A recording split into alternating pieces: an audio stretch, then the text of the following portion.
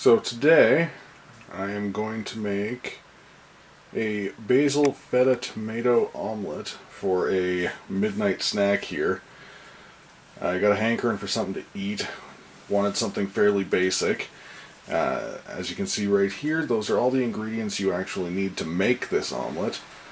In a second here I'll get set up so that you can see exactly what needs to be done. Alright, so let's get started here. What we've got is feta, basil, tomato, onion, 3 eggs, salt and pepper, knife and a cutting board. That's all you need.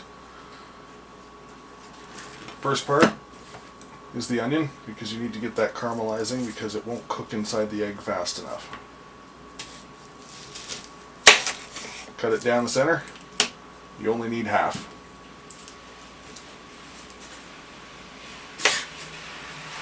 Cut that tip off and peel off anything that's unusable.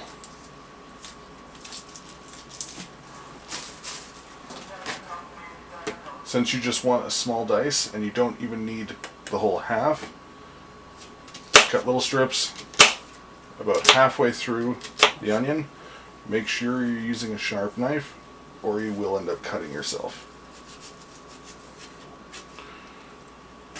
And then into small pieces.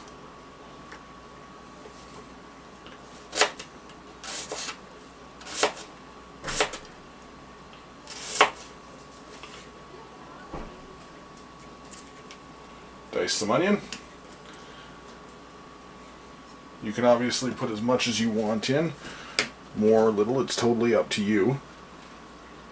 This is just how much I wanted myself.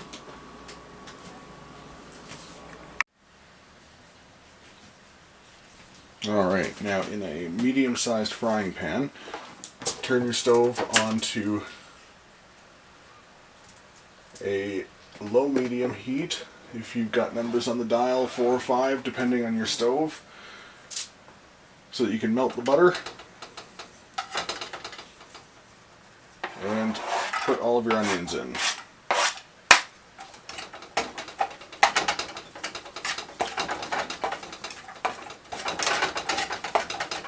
And then slowly cook those down till they're translucent.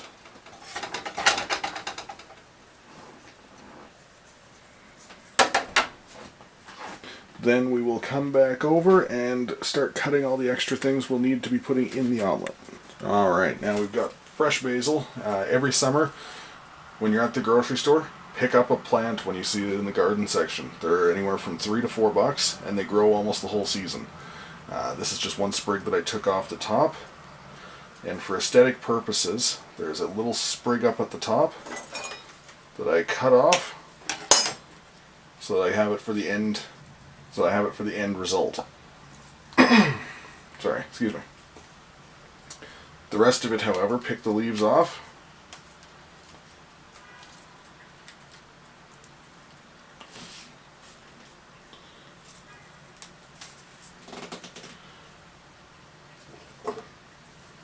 And just slice it up very coarsely. You don't need to be cutting it into anything large or too small. You can just cut it however you need to. And that's all it should look like.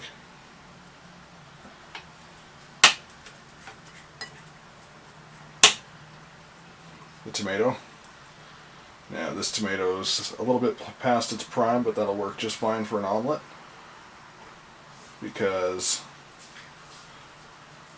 with an omelette it's all getting cooked anyway, so you wouldn't notice any texture issues because the omelette is going to be mushy anyway.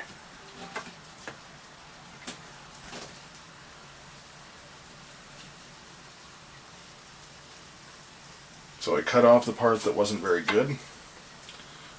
That leaves me with all this section. When I do an omelette, I don't personally like to have the innards of a tomato because they actually cause some problems with too much moisture. So I scoop the centers out. You can choose to eat them, you can throw them out, you can save them for a spaghetti sauce by just putting them into a Ziploc bag and freezing them. Don't forget to make sure you keep checking on your onions so that they don't burn.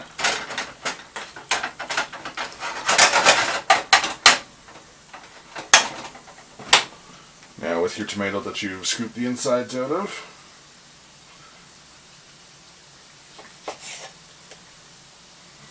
Cut it up into chunks.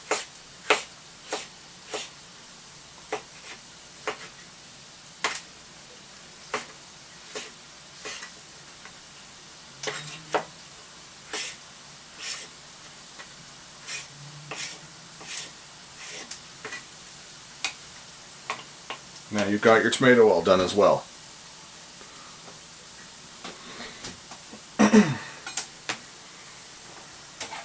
And if you're like me, onions will make you cry, so the next part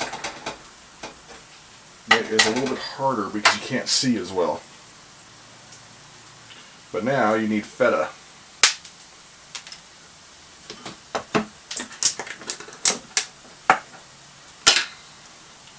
And they always fill these containers with so much brine that you got to get rid of a little bit or you end up spilling it everywhere.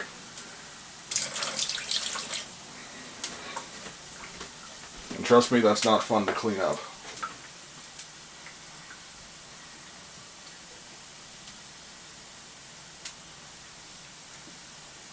Break a couple of good sized chunks off if you got feta cheese in a container like this.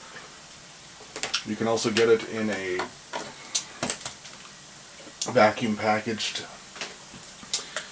bag. You can get it in pre-diced cubes that have herbs already on them. There's many ways to get feta.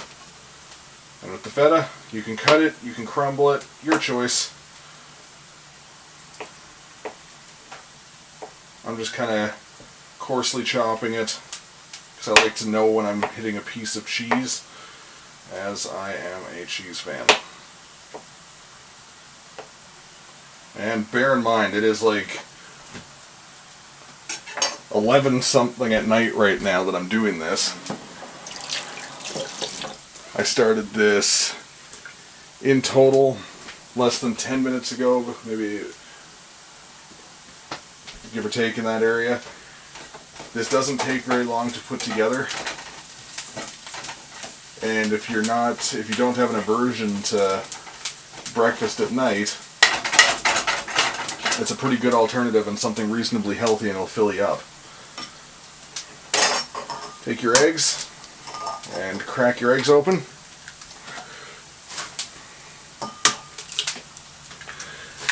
Now you don't have to do it one-handed. You can always just tap on the edge there. Two-hand open. No need to show off to anybody. You're doing this for yourself. By this point, the onions should be starting to become translucent, which is where you want them for when you put your eggs in. So all you need now is a fork. Put some fresh ground pepper in.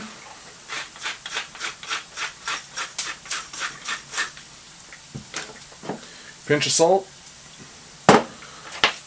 And whip them up.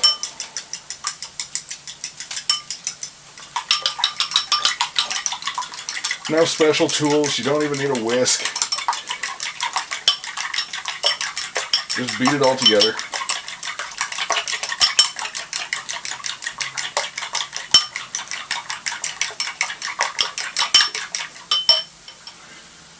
And that's that for that section. Now I'm going to move back over to the frying pan. As you can see now, the onions are starting to brown and they're quite translucent. With some little brown specks. I personally like the little brown specks. If you don't, just take the pan off while you're finishing up the other parts. It doesn't take long to heat this back up.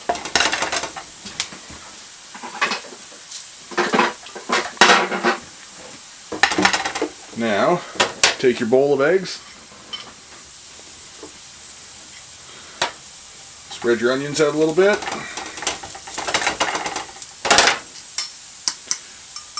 And pour your eggs in.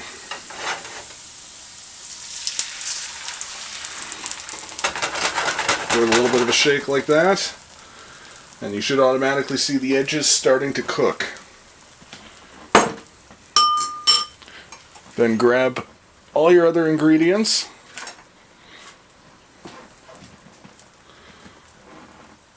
and just sprinkle them all in.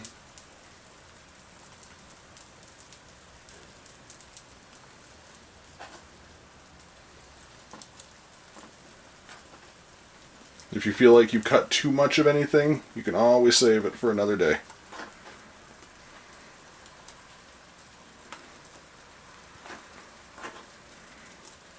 I myself, though, if I'm going to have an omelette, I like to have a hearty one.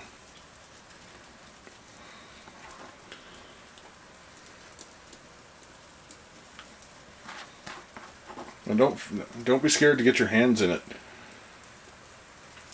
So many people I talk to, they're scared of cooking because they don't want to get their hands a little bit dirty. So then let that sit for a moment. Slowly start working it a little bit from the edges, and tilt your pan back so that the uncooked egg runs off underneath. This will make it so you get an even cook the whole way through.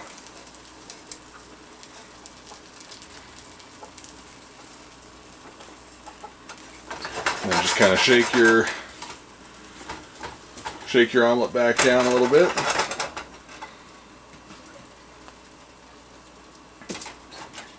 Now, an omelet really doesn't take very long to cook. From start to finish, gathering the ingredients, cutting them up, prepping, and cooking takes less than 20 minutes.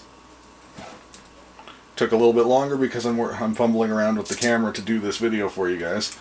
But under normal circumstances, it should take less than 20 minutes to do this from start to finish. And just keep doing the thing where you just lift the omelet's edge and you put some of it underneath. If your toppings start running off, just move them back.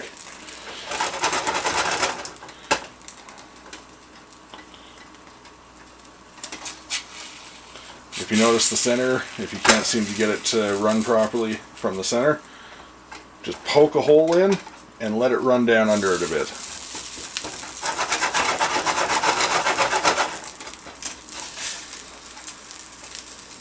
If you break a piece, it's not a big deal anyway. As you see, I just did. Just keep checking around the edges to make sure it's not burning, which it's not.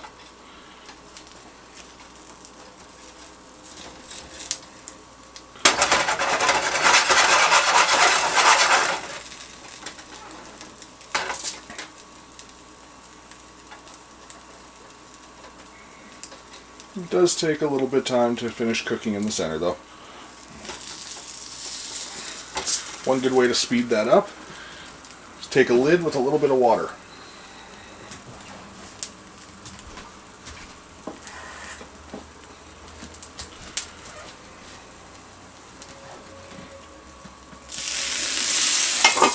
And just steam the top of it a little bit.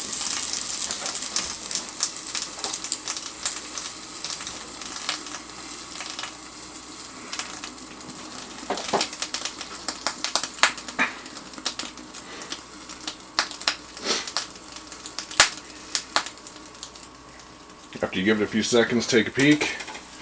As you can see, it all looks really, really nice now. So now, take your spatula, go in from the side, fold it over. Doesn't matter if it breaks a little bit now because your cheese is already in it. It's not like it has to stay on the stove very much longer.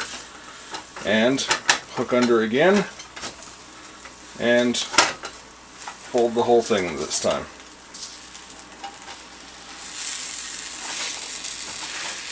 Give it a bit of a push down there so it all goes together.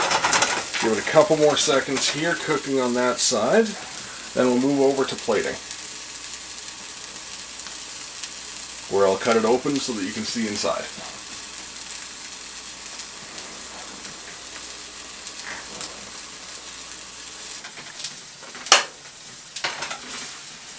Alright. Super, super simple omelet.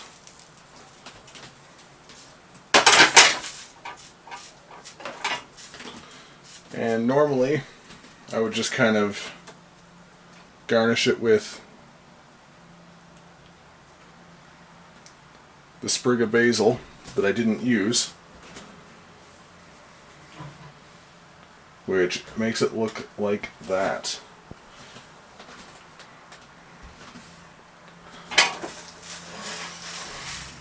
Cut it open for you.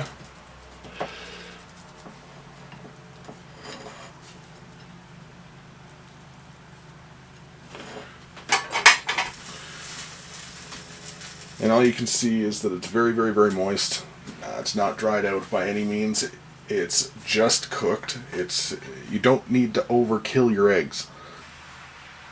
I hope this helps somebody else out there cook and make something like it, so that they know that they can cook for themselves and that cooking is not very intimidating. Thanks for watching.